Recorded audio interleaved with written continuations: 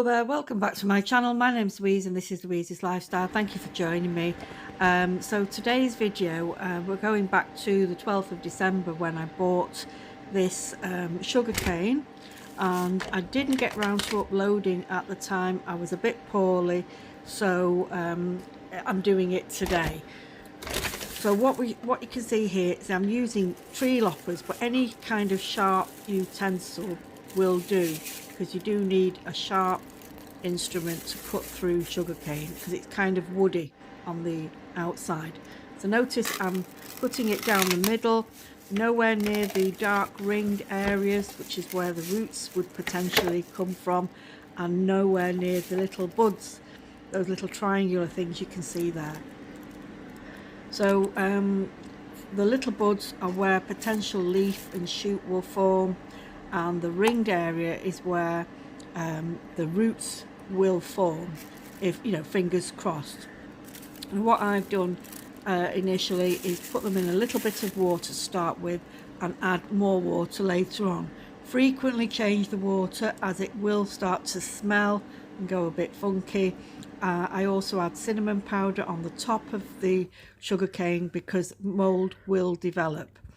And here I've got about 10 in total little sugarcane pieces, and some of them I will be keeping in bottles, and some I will be doing a different propagation method with those.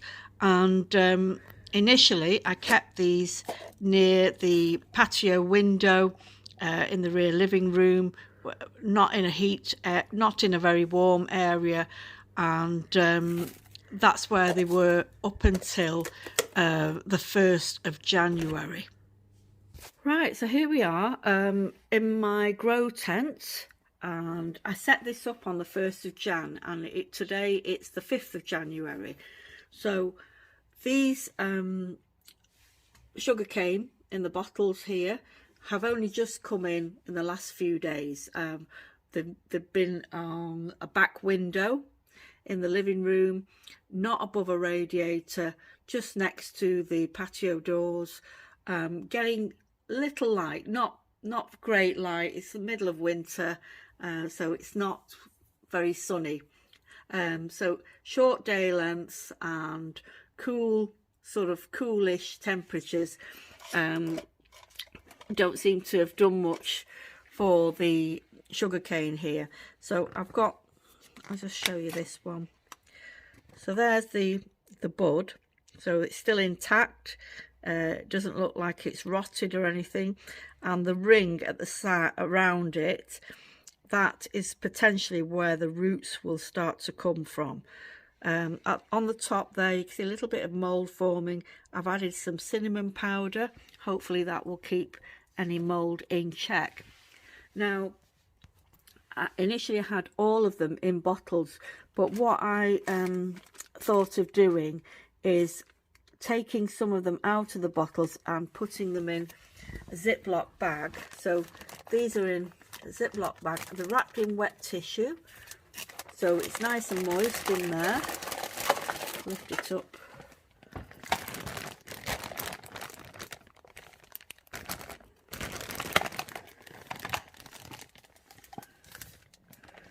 I don't know if you can see, I don't really want to pull them out of the bag. So they're in this bag, and I've got about 6 or 7 pieces in there. So it's just to see, do a comparison whether this method works. I mean, some people plant them straight in soil. It all depends on where you are.